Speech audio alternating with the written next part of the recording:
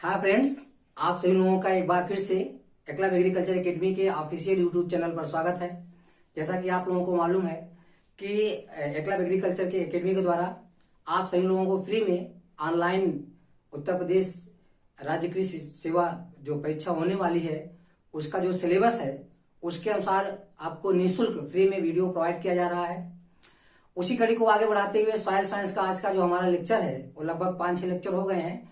उन सभी लेक्चरों का वीडियो का जो लिंक है उसको हम इस वीडियो के डिस्क्रिप्शन बॉक्स में आप लोगों को दे देंगे। और आज का जो हमारा लेक्चर है आप तो देख ही रहे हैं, बहुत इंपॉर्टेंट है। सबसे पहले ये लेक्चर देखने से पहले अगर आप हमारे वीडियो या यूट्यूब चैनल पर नए हैं तो आप हमारे यूट्यूब चैनल को सब्सक्राइब करेंगे। और अगर आपको लगता है कि किसी दोस्त के लिए या मित्र के लिए या छात्र के लिए हेल्पफुल है तो शेयर करना ना भूलिए। और वीडियो को अगर अच्छा लगे तो लाइक करिएगा। लाइक करना, शेयर करना और सब्सक्राइब करना यही हम लोगों का ऊर्जा है। और बस आप लोगों से हमें इतना ही चाहिए और कुछ नहीं चाहिए। तो इसको करने में आपको किसी प्रकार से कोई समस्या नहीं होनी चाहिए। तो आप अगर वीडियो को अच्छा लगे तो इसको शेयर करेंगे। तो हम लोग अपना सेशन स्टार्ट करते हैं और बहुत इंपॉर्टेंट है, ध्यान से आपको देखना है और कॉपी पेन लेकर बैठेंगे क्योंकि इसमें बहुत सारी चीजें बताएंगे। इसके बाहर अगर क्वेश्चन आयोग में आता है तो ये मेरा मानना है कि इससे बाहर कोई भी क्वेश्चन बन नहीं सकते हैं जितना हम लोग आज के इस लेक्चर में डिस्कशन करेंगे। तो आप लोग ध्यान से देखिएगा। देखिए, उत्तर प्रदेश की मृदाओं में अगर एक क्वेश्चन सबसे पॉपुलर क्वेश्चन पूछा जाता है कि उत्तर प्रदेश में कौन सी कितने प्रकार की मृदाएं पाई जाती हैं, तो यहाँ पर आप लोग देख रहे होंगे उत्तर प्रदेश में मुख्य रूप से 7 मृदाएं पाई जाती हैं। कुछ मृदाएं और पाई जाती हैं छोटी मोटी थोड़ी बहुत मात्रा में, लेकिन जो मुख्य रूप से मृदाएं पाई जाती हैं, सपोज करिए आपसे अगर क्वेश्चन पूछा जाए कि उत्तर प्रदेश में मुख्य रूप से कितने प्रकार की मृदाएं पाई जाती हैं, तो उसका जो आंसर है तो उत्तर प्रदेश में मुख्य रूप से 7 प्रकार की मृदाएं पाई जाती हैं। कितने प्रकार की? 7 प्रकार की मृदाएं पाई जाती हैं। और जो मृदाएं है, पहला है एलुवियल सॉइल, जिसको हम लोग हिंदी में कहते हैं जलोढ़ मृदा। एलुवियल सॉइल उत्तर प्रदेश में सबसे अधिक क्षेत्रफल पाई जाती है। अब क्वेश्चन अगर पूछा जाए कि उत्तर प्रदेश के कुल क्षेत्रफल का कितना प्रतिशत एलुवियल सॉइल पाई जाती है, तो यह पाई जाती है 75%। मतलब जितना उत्तर प्रदेश का क्षेत्रफल है उसके क्षेत्रफल का लगभग 75% क्या पाई जाती है? एलुवियल सॉइल पाई जाती है। अब आप समझ सकते हैं कि 7-6 और सॉइल हैं, उनका जो दायरा है 25% में ही है। तो 75% कौन सी सॉइल पाई जाती है? एलुवियल सॉइल पाई जाती है। एक एक सॉइल के बारे में हम लोग बात करेंगे। देखिए, क्वेश्चन जो बनते हैं, एक तो क्वेश्चन पूछा था कि उत्तर प्रदेश में सबसे अधिक कौन सी सॉइल पाई जाती है, तो उसका आंसर हो जाता है एलुवियल सॉइल या जलोढ़ मृदा कहते हैं हिंदी में। अब उसका क्षेत्र, एक तो ये क्वेश्चन पूछा जा सकता है कि कितना परसेंट है टोटल जियोग्राफिकल एरिया का उत्तर प्रदेश के, तो उत्तर प्रदेश का जो टोटल जियोग्राफिकल एरिया है वो है अबाउट 24 मिलियन हेक्टेयर। तो ये जो 24 मिलियन हेक्टेयर एरिया है इसका 75%, तो इसका 75% अगर देखा जाए तो वह होता है 18.19 मिलियन हेक्टेयर। तो उत्तर प्रदेश में जो एलुवियल सॉइल का क्षेत्रफल है वो कितना है? 18.19 मिलियन हेक्टेयर या 18.19 million hectare area covered by alluvial soil और जलोढ़ मृदा के द्वारा। उसके बाद अगर हम लोग जलोढ़ मृदा की बात करें तो ये जो जलोढ़ मृदाएं होती हैं ये एक्चुअली जो उत्तर प्रदेश में नदी प्रवाह तंत्र है उसके द्वारा बहाकर लाई गई जो अवसाद होते हैं, गाद होती हैं, जिसको हम इंग्लिश में कहते हैं सेडिमेंट्स, उनके द्वारा बहाकर लाई गई सेडिमेंट्स। आप लोगों को मालूम है ये यहां से सहारनपुर से यमुना नदी निकलती है और सहारनपुर से ही आपका गंगा नदी मिलती है और ये जो दोनों नदियां हैं वो इलाहाबाद संगम में आकर यहाँ पे जुड़ जाती हैं। तो इनका जो क्षेत्र है, देखिए ये दोनों नदियों के बीच का क्षेत्र है जिसको हम लोग दोआब कहते हैं, यह क्षेत्र है। और इसके दोनों किनारे जो गंगा, यमुना, उसके बाद और भी नदियां हैं, उनके द्वारा जो बहाकर मिट्टियां लाई गई हैं उनसे जो उत्तर प्रदेश है, उत्तर प्रदेश का मैदानी भागों का निर्माण हुआ है। उत्तर प्रदेश के मैदानी भागों का निर्माण हुआ है। अब उत्तर प्रदेश का जो मैदानी भाग है उस मैदानी भाग में पूरी की पूरी एलुवियल सॉइल पाई जाती है। ठीक है, तो ये जो उत्तर प्रदेश का अगर आपसे क्वेश्चन पूछा जाए कि एलुवियल सॉइल कहाँ पाई जाती है, तो एलुवियल सॉइल हमने आपको बताया कि 75% एरिया है टोटल उत्तर प्रदेश के ज्योग्राफिकल एरिया का। तो इसका मतलब है तो ये किसी पार्टिकुलर किसी डिस्ट्रिक्ट जिले में नहीं पाई जाएंगी, ये बहुत पूरे उत्तर प्रदेश को कवर करती हैं। आप सपोज करिए सेंट्रल उत्तर प्रदेश से central north Uttar Pradesh, central east Uttar Pradesh, central west Uttar Pradesh and central south Uttar Pradesh में पाई जाती हैं। अब अगर हम बात करें कि इनमें मुख्य रूप से कौन कौन सी फसलें उगाई जाती हैं, देखिए उत्तर प्रदेश की जो मुख्य फसलें हैं वो गेहूं और चावल मुख्य रूप से इस मैदानी भाग पर उगाई जाती हैं। उसके साथ साथ में और भी फसलें हैं, जैसे तिलानी फसलें हैं, तिलानी फसलों के साथ साथ दलहनी फसलें हैं। इन सब की भी खेती बहुत अधिक मात्रा में उत्तर प्रदेश के मैदानी भागों में की जाती है, गन्ने की खेती। ठीक है, तो उसके बाद बात आती है कि उत्तर प्रदेश की जो एलुवियल सॉइल है, इनके निर्मित होने में किस प्रकार का जो जलवायु है वो भाग लेता है। आपको मालूम है क्लाइमेटिक कंडीशन के आधार पर भी मृदाओं का निर्माण होता रहता है। तो जनरली यहाँ पर जो जलवायु है वो कौन सा जलवायु है, जिसको हम लोग कहते हैं semi arid to sub humid, semi arid to sub humid. और कुछ क्षेत्र ऐसे हैं जैसे आपका ये गोरखपुर है, यहां पर ह्यूमिड क्लाइमेटिक कंडीशन होता है, यहां पर ज्यादा अधिक मात्रा में पानी बरसता है। तो ह्यूमिड, सेमी एरिड, सब ह्यूमिड, ये जो क्षेत्र है ये एलुवियल क्षेत्र के अंतर्गत आते हैं। उसके बाद हम लोग बात करते हैं, देखिए जलोढ़ मृदाओं का क्षेत्रफल आपको पता चल गया। जलोढ़ मृदाएं जो होती हैं इनके पीएच के बारे में अगर पूछा जाए तो ये इनका जो पीएच होता है स्लाइटली एसिडिक, मतलब नियर अबाउट न्यूट्रल, जिसको हम लोग कह सकते हैं slightly acidic to neutral pH होता है।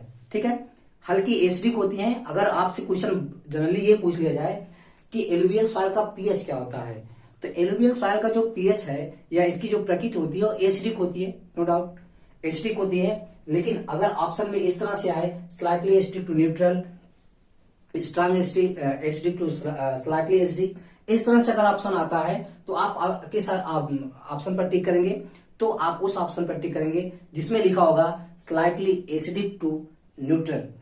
तो आपको ये पता लग गया इसका पीएच। और तीसरी बात यह है कि जितनी भी मृदाएं उत्तर प्रदेश में पाई जाती हैं उसमें सबसे अधिक जो मृदा उपजाऊ है उसका क्या नाम है, वो जलोढ़ मृदाएं हैं। देखिए जलोढ़ मृदाओं को लोकल नेम में भावर और काबर भी कहा जाता है। जलोढ़ मृदाओं को उत्तर प्रदेश में लोकल नाम से कहा जाता है खादर और भागर के नाम से। उसके बाद हम लोग अगले मृदा की तरफ बढ़ते हैं। अगला जो हमारा मृदा है वो बुंदेलखंड की मृदाएं है। अगर उत्तर प्रदेश में या उत्तर प्रदेश आयोग में कोई क्वेश्चन पूछा जाता है तो वो बुंदेलखंड सॉइल से जनरली पूछ लिया जाता है। ठीक है, तो बुंदेलखंड सॉइल पढ़ाने से पहले हम आप लोगों से एक बार और आग्रह करूंगा कि अगर आप हमारे इस चैनल पर नए हैं तो सबसे पहले आप चैनल को सब्सक्राइब करेंगे और वीडियो को देखने से पहले लाइक करेंगे और शेयर जरूर करेंगे। यही ऊर्जा है, इसी के माध्यम से हम लोग, क्योंकि एक वीडियो को बनाने में 3 से 4 घंटे का समय लगता है और आपको फ्री में वीडियो प्रोवाइड किया जा रहा है, तो आप इतना काम कर सकते हैं। तो हम लोग आगे बढ़ते हैं। हमारा जो अगला जो सवाल है, दूसरा नंबर सवाल है बुंदेलखंड की मृदाएं। ये जो बुंदेलखंड की मृदाएं हैं जो उत्तर प्रदेश का पठारी भाग है उसके अंतर्गत आती हैं।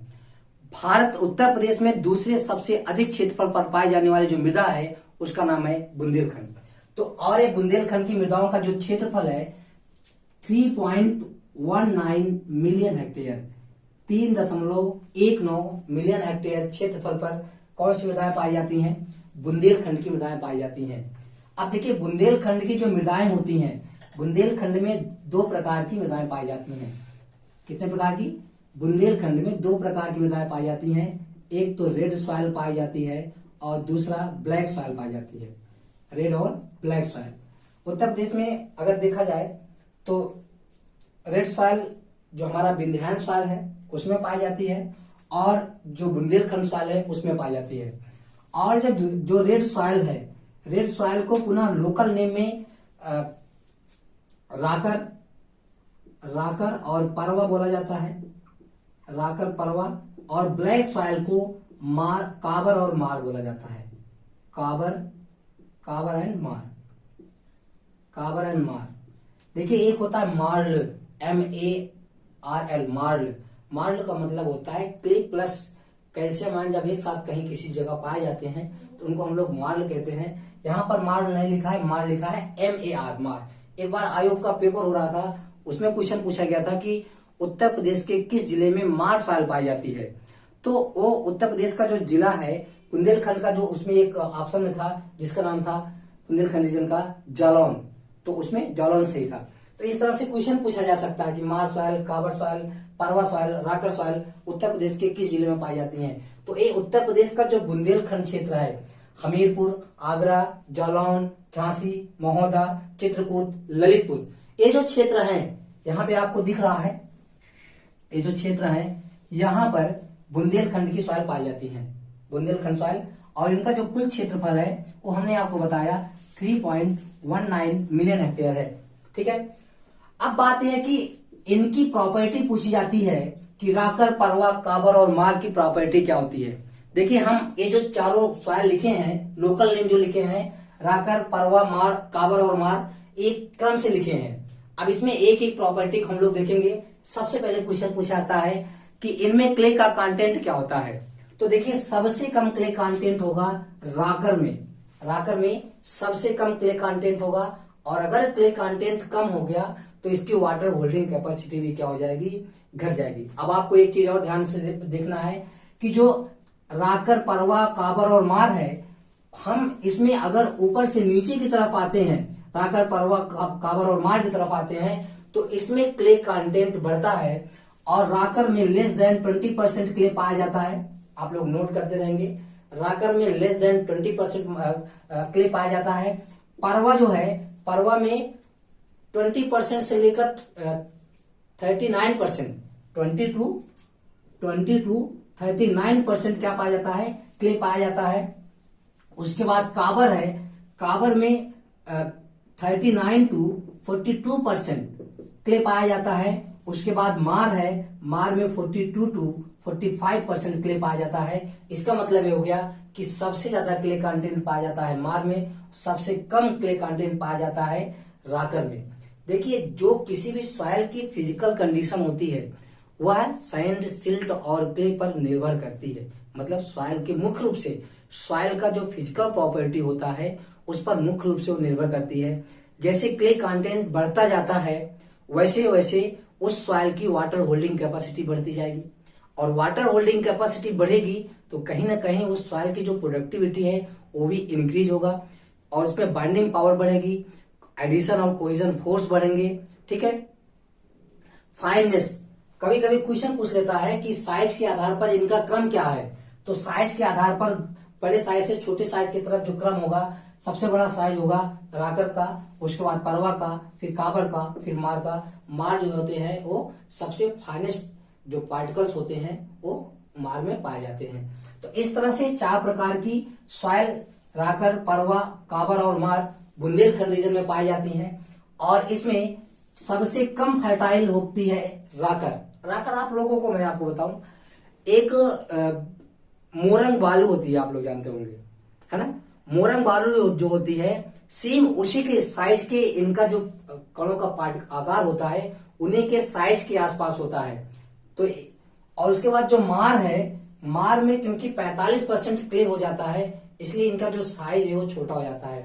तो फर्टिलिटी की अगर हम फर्टिलिटी के आधार पर देखें तो सबसे कम फर्टाइल होगा राकर, उसके बाद उससे ज्यादा फर्टाइल होगा परवा, उससे ज्यादा फर्टाइल होगा काबर और सबसे अधिक फर्टाइल होगा मार। तो इस तरह से इनका fertility status, water holding capacity, इनमें क्ले कंटेंट, ये सब चीजें आपको पता चल गया। हमें पूरा विश्वास है कि आप बुंदेलखंड के सॉइल को आसानी से समझ गए होंगे।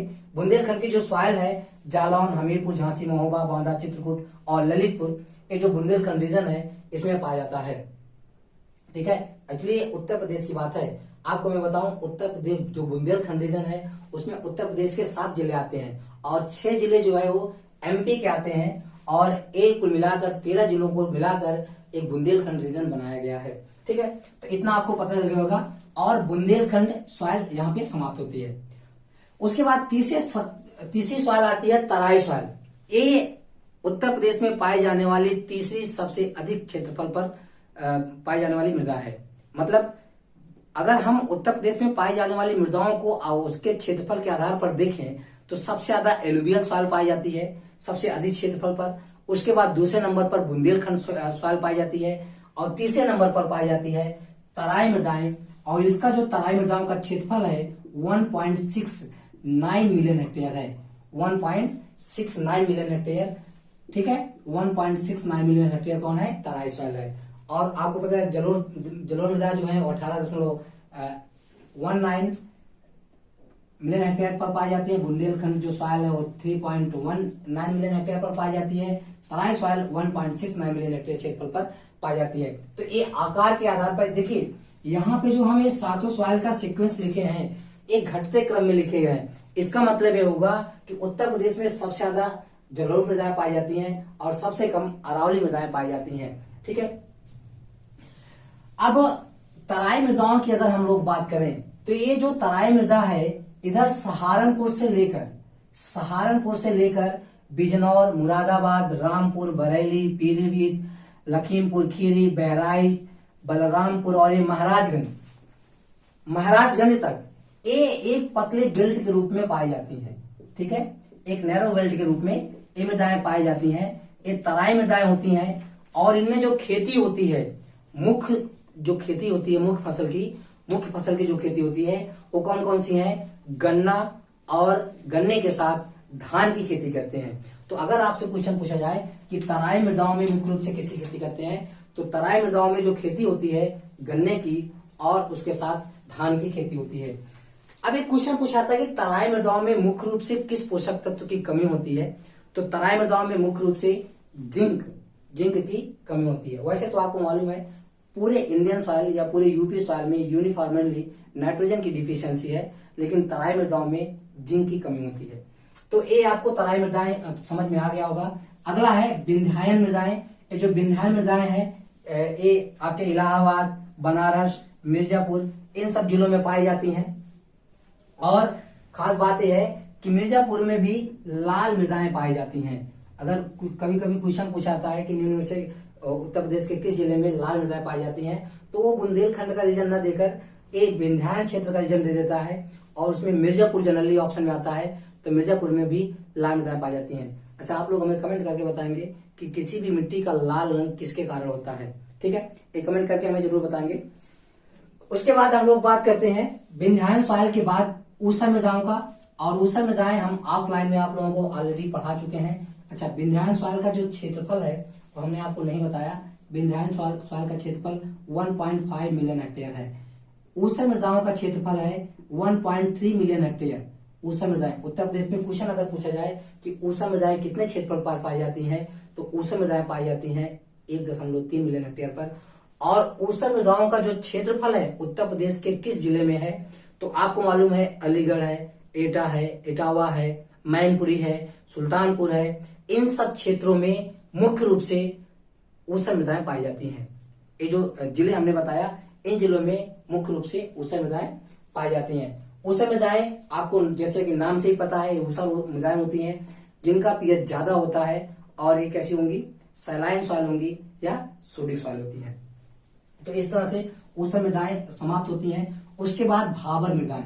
देखिए भाबर मृदाएं इसका क्षेत्रफल पर पहले तो काफी था, लेकिन जब उत्तराखंड उत्तर प्रदेश से अलग हुआ तो बहुत सारे जो क्षेत्र है भाबर मृदाओं का वो उत्तराखंड में चला गया।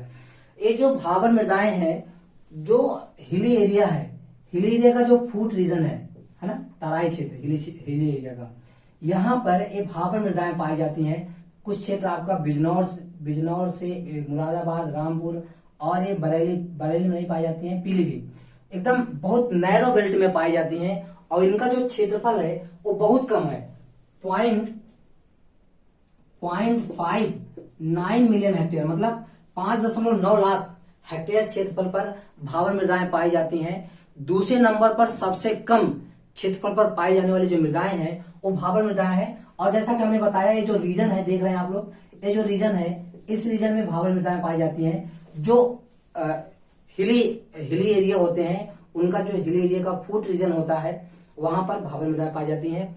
एक्चुअली क्या है कि इन मृदाओं में खेती नहीं हो पाती है, ज्यादा फर्टाइल नहीं होती है, इसलिए इनमें खेती नहीं होती है। ठीक है, मतलब कृषि के लिए सुटेबल नहीं होती है। उसके बाद लास्ट और सातवें नंबर की मृदाएं हैं जिसको हम लोग कहते हैं अरावली मृदाएं।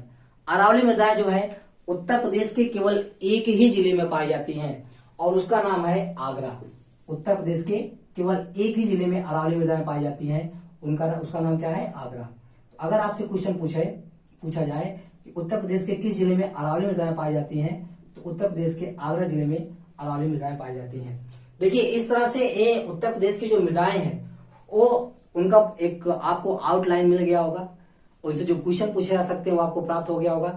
कुछ क्वेश्चन और जो बुंदेलखंड रीजन है वहां से पूछे जाते हैं।